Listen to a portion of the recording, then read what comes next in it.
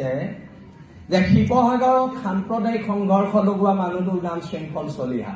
মই ৰমু চলিহাৰ ল'ৰা, মই ইয়াত সাম্প্ৰদায়িক সংঘৰ্ষ হ'ব নিদিওঁ। সেইটো কথা মনত ৰখা উচিত আপোনালোকে। আজি ফৰিদ ইছলামৰ মোৰ এখন কাজিয়াত ৰংঘৰ চাৰিআলি সকলো মানুহ ওলাই আহি সম্প্ৰীতি নিদৰ্শন দিয়া নাই। তেওঁৰ মোৰ এখন ব্যক্তিগত কাজিয়া আছে। তাক সাম্প্ৰদায়িক কথা বতৰাবোৰ চিঞৰাটো ভুল কথা বতৰা হৈছে। অকল সংযম কিয় আমি হ'ব লাগে? মই যোনদিনালৈকে হিন্দু বাংলাদেশীৰ বিৰোধ কৰি আছিলো, যোনদিনালৈকে মই অনা অসমীয়া শ্ৰেণীটোৰ বিৰোধ কৰি ৰাজপথত আন্দোলন কৰি আছিলো, শৃংখল তেতিয়া প্ৰচণ্ড জাতীয়তাবাদী ল'ৰা। তাৰ পিছৰ পৰ্যায়ত যেতিয়া আমি সন্দেহযুক্ত মানুহৰ বিৰুদ্ধাচৰণ কৰিলো, শৃংখল তেতিয়া সাম্প্ৰদায়িক। এই কথা বতৰাবোৰ নহ'ব। শৃংখল সাম্প্ৰদায়িক কিয় নহয় জানে? মই সেইদিনা গুৱাহাটীলৈ যোৱাৰ আগত মোৰ স্কুলীয়া বন্ধু ৰিয়াজৰ খুব গা বেয়া। মই এইবোৰ কথা বতৰা ফেচবুকত দিয়া নাই, আৰু মই ৰিয়াজক লৈ ৰাজনীতিও কৰিব বিচৰা নাই। ৰিয়াজক ডিব্ৰুগড় মেডিকেলৰ প্ৰিন্সিপালৰ লগত কথা পাতি মই নিজৰ পইচাৰে এম্বুলেন্স ঠিক কৰি দি ৰিয়াজক মই নিজেই দাঙি এম্বুলেন্সত তুলি ডিব্ৰুগড় মেডিকেলত পঠিয়াইহে মই গুৱাহাটীলৈ গৈছো। সেইটো হৈছে শিৱসাগৰৰ সমন্বয়। এই কথা বতৰাবিলাক চলিব। আমি কম, আমাৰ মনত ক্ষোভ আছে, আমি আমাৰ কথাবোৰ কম। আজি না কংগ্ৰেছৰ কাৰোবাৰ লগত মোৰ কথা বতৰা হৈছে, না বিজেপিৰ কাৰোবাৰ লগত কথা বতৰা হৈছে, না ৰাইজৰ দলৰ কাৰোবাৰ লগত মোৰ কথা বতৰা হৈছে। মোৰ কথা বতৰা হৈছে জাতীয়তাবাদৰ ওপৰত। মোৰ কথা বতৰা হৈছে অসম নামৰ মাজনী কেনেকে বাচিব তাৰ ওপৰত। এতিয়া খংবিলাক অকল বেলেগৰে আছে নেকি? আজি মনিৰুল ইছলাম বৰাক আপোনালোকে সোধক শৃংখল চলিয়া ঘৰ কেনেকে চলে। আজি যদি শিৱসাগৰ বিধায়কজনে কয় মই হিমন্ত বিশ্ব শৰ্মাৰ পৰা পইচা লৈছো, নিশ্চয়কৈ মোৰ ঘৰৰ মানুহৰ গাত লাগিব, মোৰ গাত লাগিব।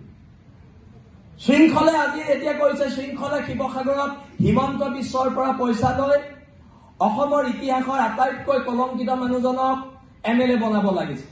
মই MLA বনাব পাৰিম নেকি? শিৱসাগৰ ৰাইজে MLA বনাব। মই পাৰিম নেকি কাৰোবাক MLA বনাবলৈ? আমি কাৰোবাক সমৰ্থন কৰিব পাৰিম, MLA বনাব নোৱাৰো নহয়। ইয়াত 1,20,000 30,000 ভোট আছে, সেই মানুহখিনিয়ে ডিচিশ্যন ল'ব। বাৰে বাৰে মোক যদি কৈ থাকে বিজেপিৰ দালাল, মোৰ তাত আপত্তি আছে। শৃংখল চলিয়াই বিজেপিও নকৰে, কংগ্ৰেছো নকৰে। আমি জাতীয়তাবাদৰ কেঁচা তেজ খাই ইয়াত আছো। আমি ধৰ্মৰ আফিম খাই বহি থকা নাই। না মই হিন্দু, না মই মুছলমান, মই অসমৰ খিলঞ্জীয়া স্বাভিমানী অসমীয়া।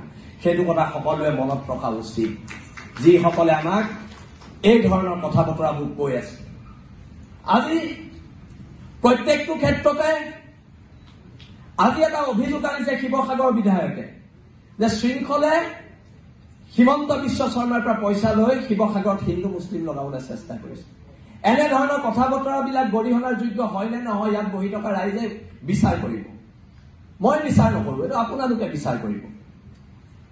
কিন্তু যিটো মানুহে আজিলৈকে হিমন্ত বিশ্বৰ চাহটোকে গছকি পোৱা নাই, সেই মানুহটোক হিমন্ত বিশ্বৰ এজেণ্ট আখ্যা দিছে। সেইকাৰণে মই কথা বতৰাবিলাক স্পষ্টকে কৈছো, শিৱসাগৰত কাৰোবাৰ ৰাজনৈতিক লাভালাভৰ কাৰণে শিৱসাগৰত এনেকুৱা টুলুঙা আৰু সাম্প্ৰদায়িক কথা বতৰা হ'ব, সেইটোও হ'বলৈ দিয়া নহ'ব। কিন্তু সেইটো স্পষ্টকে আমি কৈ দিছো।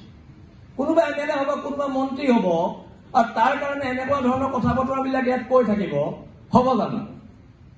সেই কথা বতৰাবিলাকো কিন্তু নহ'ব। ইয়াত জ্যেষ্ঠসকল আছে। মই ইয়াত ৰায় দিবলৈ কোনো নহয়, ৰায় জ্যেষ্ঠসকলে দিব। মই এজন ক্ষুদ্ৰ মানুহ, মই ইয়াত ৰায় দিয়াৰ মোৰ কোনো অধিকাৰ নাই। সকলো মোতকে প্ৰায়খিনি মানুহে জ্যেষ্ঠ, তেওঁলোকে ৰায় দিব। কোন সাম্প্ৰদায়িক হয়, কোন সাম্প্ৰদায়িক নহয়, এই কথা বতৰাবোৰ তেওঁলোকে ৰায় দিব।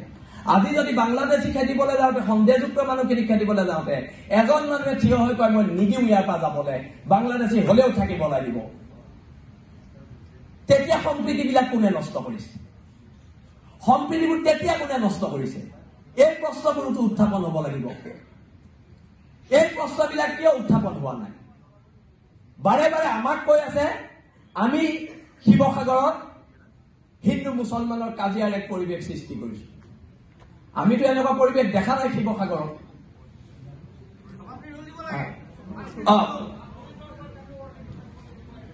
আৰু অনাগত দিনত এখন ঐক্যবদ্ধ সংগ্ৰামেৰে জাতি বাতি ভেটিৰ স্বাৰ্থত আমি সকলো খিলঞ্জীয়া মানুহ একত্ৰিত হ'ব লাগিব আৰু খিলঞ্জীয়া মানুহ একত্ৰিত হৈ চাউলুং চুকাফাৰ আদৰ্শৰে যি চাউলুং চুকাফাই সাংস্কৃতিক জাতীয়তাবাদৰ ভেটি গঢ়ি গৈছিলে সেই সমন্বয়ৰ ভেটিৰে আমি আগবাঢ়ি শিৱসাগৰ ৰক্ষা কৰিব লাগিব, শিৱসাগৰৰ জনগাঁথনি ৰক্ষা কৰিব লাগিব।